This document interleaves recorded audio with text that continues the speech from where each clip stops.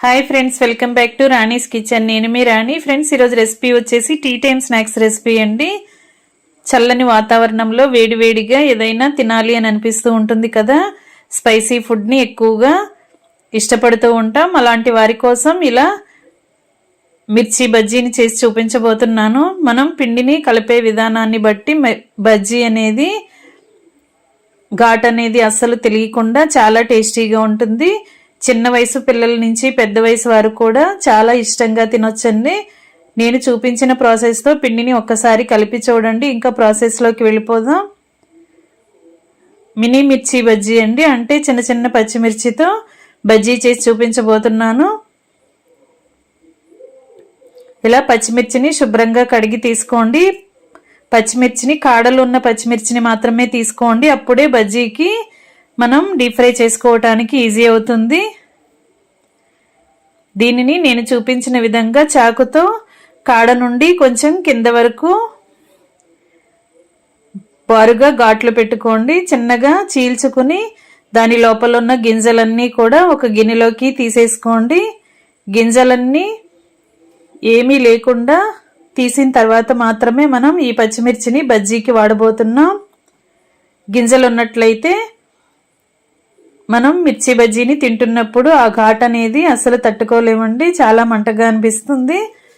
అందుకే ఇలా గింజలన్నీ కూడా తీసి ఒక గిన్నెలోకి వేసేసి పక్కన పెట్టేసుకోండి. ఒక్కొక్క పచ్చిమిర్చిని కూడా ఇలా కాడ నుండి కింద వరకు కూడా చీల్చి లోపల ఉన్న గింజలన్నీ కూడా ఒక గిన్నెలోకి వేసేసుకుని దీనిని ఒక ప్లేట్లోకి పెట్టుకోండి. ఇదే విధంగా అన్ని మిర్చీలని కూడా ఓపెన్ చేసి గింజలు తీసుకుని పెట్టుకోండి. ఫ్రెండ్స్, ఛానల్ని ఫస్ట్ టైం చూస్తున్నవారు సబ్స్క్రైబ్ చేసుకుని పక్కనే ఉన్న బెల్ బటన్ క్లిక్ చేయండి. నేను పెట్టబోయే రెసిపీస్ అన్ని డైలీ చూడండి. ఈ విధంగా గింజలన్నీ కూడా తీసేసిన తర్వాత చూపిస్తున్నానండి. మీరు కూడా ఈ విధంగా తీసుకోండి. మినీ మిర్చితో బజ్జీ అనేది చేసి చూసినట్లయితే చాలా చాలా టేస్టీగా ఉంటాయి. మిర్చి అన్నీ కూడా రెడీగా పెట్టుకున్నాం కదా. ఇప్పుడు ఒక గిన్నెను తీసుకుని దానిలోకి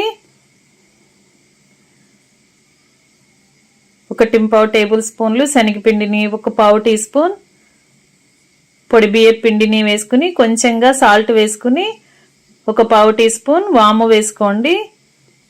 ఇప్పుడు బ్రెడ్ స్లైసెస్ని మిక్సీ జార్లో వేసుకుని పౌడర్ లాగా రవ్వలాగా గ్రైండ్ చేసుకుని దానిని కూడా ఒక 2-3 టేబుల్ స్పూన్లు వేసి బాగా కలపండి. ఇలా బ్రెడ్ క్రమ్స్ని కలిపినట్లయితే బజ్జీ అనేది టేస్టీగా ఉండటమే కాకుండా ఘాట్ అనేది అస్సలు తెలియకుండా చిన్నపిల్లలు కూడా చాలా ఈజీగా తినేయచ్చండి. దీనిలోకి 1 టేబుల్ స్పూన్ ఆయిల్ని వేసి ఇంగ్రీడియంట్స్ అన్నీ కూడా కలిసేంత వరకు బాగా కలపండి. ఇలా నేను చూపించిన విధంగా కలపండి. ఇంగ్రీడియంట్స్ అన్నీ పొడి పొడిగా ఉన్నట్లయితే మిర్చిలో మనం స్టఫ్ చేసినప్పుడు అంతా కూడా పిండి అంతా కూడా రాలిపోతున్నట్లుగా అయిపోతుంది. అలా కాకుండా 1 టేబుల్ స్పూన్ ఆయిల్ వేసుకుని పిండిని బాగా కలిపి ఇప్పుడు కొంచెం కొంచెంగా పిండిని తీసుకుంటూ ఓపెన్ చేసి పెట్టుకున్న మిర్చిలోకి స్టఫ్ చేసుకుందాం.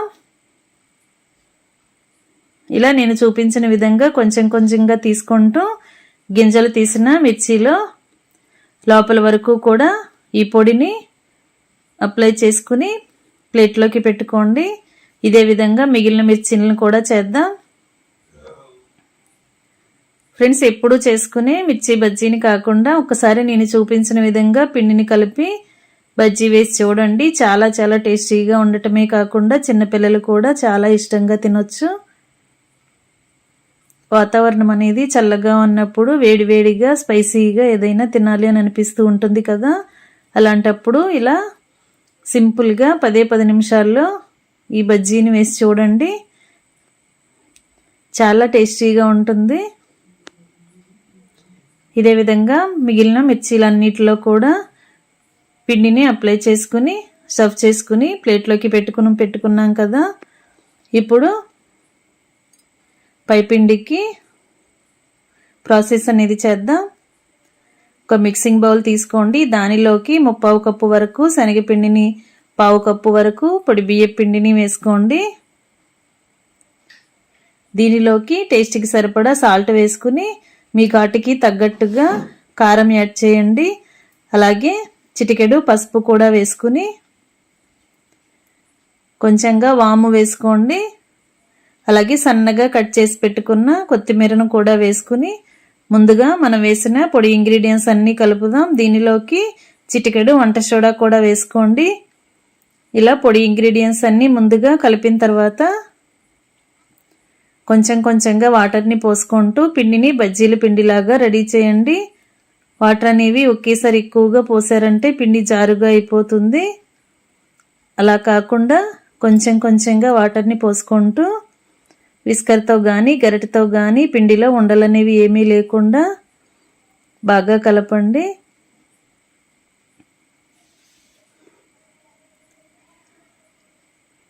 ఈ విధంగా కలిపిన తర్వాత స్టవ్ ఆన్ చేసి కళాయి పెట్టుకుని డీప్ ఫ్రైకి సరిపడా ఆయిల్ పోయండి. ఆయిల్ కాగుతున్నప్పుడు ఫ్లేమ్ని మీడియంలో పెట్టుకుని మనం కలిపి పెట్టుకున్న పిండిలో ఒక్కొక్క పచ్చిమిర్చిని కూడా డిప్ చేస్తూ అలా ఆయిల్లో వేసుకోండి.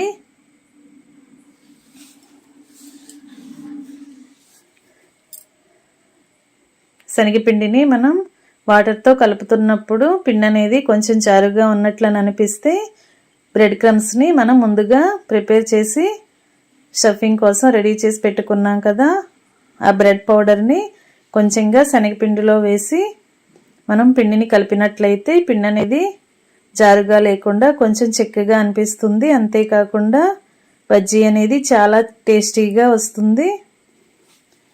ఇలా ఆయిల్కి పట్టినన్ని వేసుకుని గరిటెతో రెండు వైపులా కూడా క్రిస్పీగా ఫ్రై అయిన తర్వాత ఆయిల్ నుండి తీసేయండి. ఇదే విధంగా మిగిలిన పిండితో కూడా సెకండ్ బ్యాచ్ లాగా కళాయిలో ఆయిల్కి పట్టినన్ని వేసుకుందాం. ఆయిల్ అంతా కూడా కిందకు వచ్చిన తర్వాత వేరొక ప్లేట్లోకి పెట్టేసుకోండి. మిగిలిన పిండితో కూడా మిగిలిన పచ్చిమిర్చిని డిప్ చేస్తూ కళాయిలో వేద్దాం.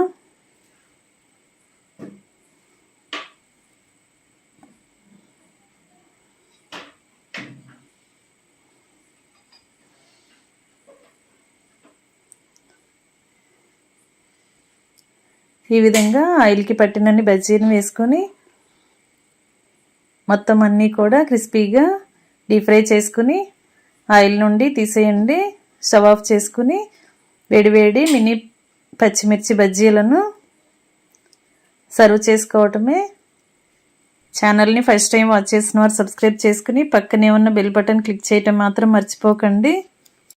రెసిపీస్ అనేవి నచ్చినట్లయితే లైక్ చేసి మీరు కూడా కుక్ చేసి పిల్లలకి సర్వ్ చేయండి. ఇంకా వేడివేడి మిర్చి బజ్జీని సర్వింగ్ ప్లేట్లోకి తీసుకుని సన్నగా కట్ చేసుకున్న ఉల్లిపాయ ముక్కలు కట్ చేసుకున్న నిమ్మ చెక్కతో సర్వ్ చేసుకోండి. Thanks for watching. నేను మీ రాణి.